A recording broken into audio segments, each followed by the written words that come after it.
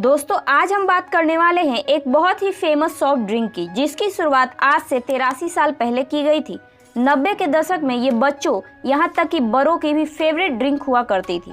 Pepsi और Coke जैसी carbonated soft drinks को पीने के लिए मम्मी मना भी कर देती थी, बट इसका नाम आते ही सब मान जाते थे और गर्मियों के दिनों में ये सब की पसंदीदा ड्रिंक हुआ करती थी। इनफैक्ट मिडिल क्लास हो या हाई सोसाइटी, ये ड्रिंक सबकी बेहद ही पसंदीदा हुआ करती थी और ये हर घर में इसको घोल कर फ्रिज में रखा हुआ होता था।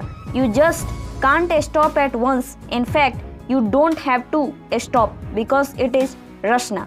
न जाने कितने ही लोगों की यादें जुड़ी है रसना के साथ, मेरी तो बहुत है। स्कूल में जाने के टाइम बोतल में घोल कर स्कूल ले जाना, स्कूल से छुट्टी के बाद रसना, और तो और शाम को खेल कर आने के बाद रसना।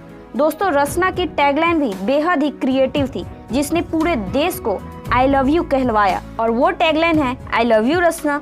सो फ्रेंड्स, और अब हम अपने कहानी को आगे बढ़ाते हैं और जानते हैं कि इसकी शुरुआत कब, कैसे और कहाँ हुई। शुरुआत में रसना का नाम जैफे रखा गया था, जो कि सिर्फ गुजरात में ही डिस्ट्रीब्यूट किया जाता था, और जो ये जैफे नाम था वो दरअसल जाफना आमों से लिया गया था। 1940 में शुरू किया गया जैफे का डिस्ट्रीब्यूशन पहले B2B हुआ करता था, लेकिन बाद में इसे B2C करके मार्केट में लॉन्च किया गया। यहाँ B2B का मतलब है बिजनेस टू बिजनेस, यानी यहाँ दो बिजनेसमैन के बीच सेल परचेज हुआ करती थी, और वही B2C का मतलब है बिजनेस टू कंज्यूमर। इसमें बिजनेसमैन कंज्यूमर को डायरेक्टली गुड्स को सेल करता है। लेकिन हालांकि इस ड्रिंक को उस वक्त उतनी ज़्यादा सक्सेस नहीं मिली थी। देखा जाए तो रसना की एक अच्छी शुरुआत 70 के दशक में हुई, जब अहमदाबाद के बिजनेसमैन फिरोज शाह खम्बाटा ने इसे नए तरीके से लॉन्च किया। बट उस वक्त भी रसना का नाम जाफे ही हुआ करता था। बट फिर फिरोज शाह खम्बाटा के बेटे अरीश शाह खम्बाटा को ये एहसास हुआ कि इस ब्रांड नेम के साथ उन्हें वो पहचान नहीं मिल सकती है, और फिर उन्होंने 1989 में इस कंसंट्रेटेड सॉफ्ट ड्रिंक का नाम बदलकर जैफे से रसना कर दिया।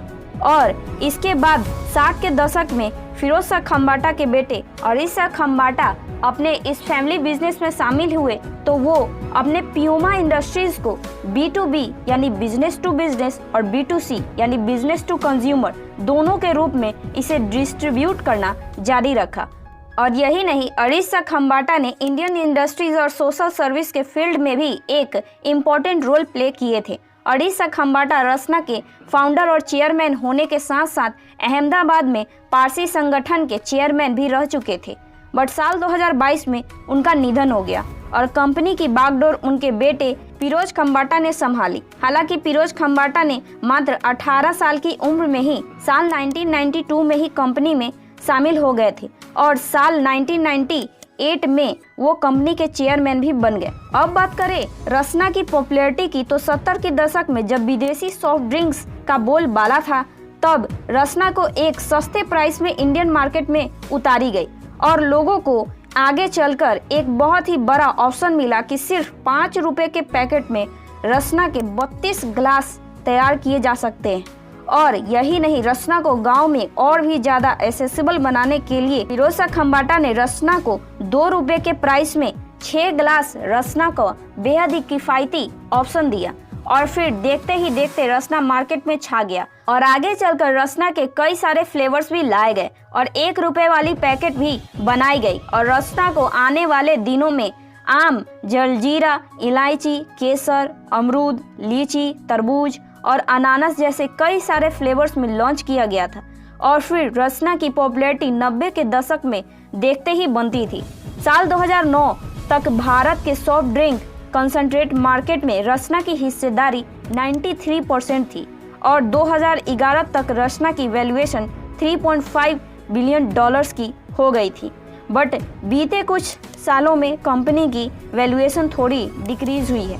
साल 2011 में कंपनी की वैल्यूएशन 135 करोड़ से गिरकर 109 करोड़ रुपए तक पहुंच चुकी थी, और अभी के मार्केट में सॉफ्ट ड्रिंक्स कंसंट्रेट के मामले में रसना की हिस्सेदारी 80% है।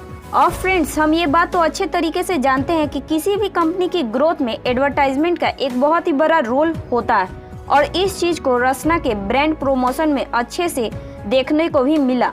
और इस पर फिरोज शाह खम्बाटा ने दिल खोलकर पैसे भी खर्च किए। रसना की एड कैंपेन की बात करें तो साल 1984 से 2005 तक इसे मोद्रेक कम्युनिकेशंस ने, फिर साल 2005 से 2009 तक डेंटोस ने और फिर साल 2009 से इसे डेली यूजर्स ने संभाला है। इसके एडवर्टाइजमेंट में पहली रसना गर्ल थी अंकिता जवेरी, जो बाद में आगे चलकर साउथ की पॉपुलर एक्ट्रेस बनी, जिसके बाद रसना गर्ल के रूप में नजर आई तरुणी सचदेवा, जिन्हें 50 से ज़्यादा एडवर्टाइजमेंट्स और फिल्म पा में भी काम करने का मौका मिला था। हालांकि तरुणी सचदेवा को लेकर एक दिल दहला देने वाली भी खबर आई थी। सिर्फ 14 साल की उम्र में एक एरोप्लेन क्रैश में उनकी मौत हो गई थी और बड़ी बात तो ये था कि 14 मई जिस दिन उनका जन्मदिन था वही दिन उनकी मृत्यु का दिन भी बना। इस दिन तरुणी फ्लाइट से अपनी मां के साथ नेपाल जा रही थी, जो कि क्रैश हो गया और इस एक्सीडेंट में तरुणी और उनकी मां दोनों की ही मौत हो गई। रसना के ब्रांड एम्बेसडर में अंकिता जवेरी और तरुणी सचदेवा के बाद ऋतिक रोशन, अनुपम खेर, परेश रावल, कपिल देव, दिव्या निषाद, जिनेलिया डिसूजा, वीरेंद्र सहवाग, करिश्मा कपूर, सानिया नेहवाल, करीना कपूर, करिश्मा कपूर, अक्षय कुमार जैसे कई सारे सेलिब्रिटीज शामिल हैं। और इतना ही नहीं, जब फिरोज शाह खम्बाटा ने रसना जोशी को लॉन्च किया था तो उन्होंने करिश्मा कपूर के साथ रसना गर्ल के रूप में अपनी बेटी अवन खम्बाटा को भी बतौर मॉडल इसे एडवर्टाइजमेंट में लॉन्च किया था। आई लव यू रसना के बाद रसना को एक नई टैगलाइन भी दी गई थी, जीत का स्वाद ऑनलाइन जमाने के बच्चे। और बीते कुछ सालों में रसना के ब्रांड एम्बेसडर के रूप में कार्टून कैरेक्टर छोटा भीम को दिखाया जाता है, क्योंकि बच्चों में ये काफी ज्यादा पॉपुलर है। वही रसना की पॉपुलैरिटी कई सालों तक कायम रही, लेकिन उस दौरान मार्केट में बढ़ते कंपटीशन का असर भी देखने को मिली, जब कई बड़ी कंपनीज की कार्बोनेटेड सॉफ्ट ड्रिंक और फ्रूट जूस की मार्केट में बाढ़ आ गई।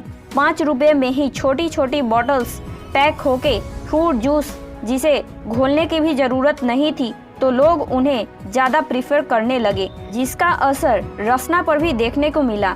इसके अलावा टेक होम बॉटल और टेट्रा जैसे पैक्स जैसे नए नए ऑप्शन भी रसना को मार्केट में थोड़ा सा डाउन कर दी।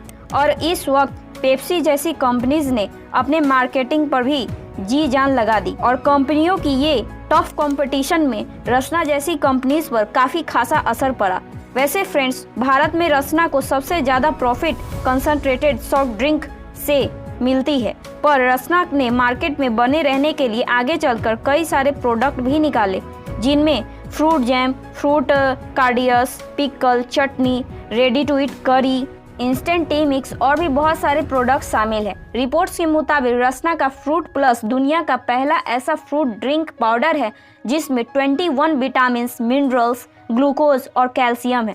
इसके अलावा रसना देश भर में अपने रसना ब्रांड के चलते 40 से भी ज़्यादा मॉकटेल बार्स ओपन कर चुकी है। बार्स में रसना के डिफरेंट तरह के प्रोडक्ट्स दी जाती है, जिसमें soda based drinks, milk shake, मिर्ची मैंगो, मिंट जीरा लेमोनेड, काला खट्टा जैसे फ्लेवर्स।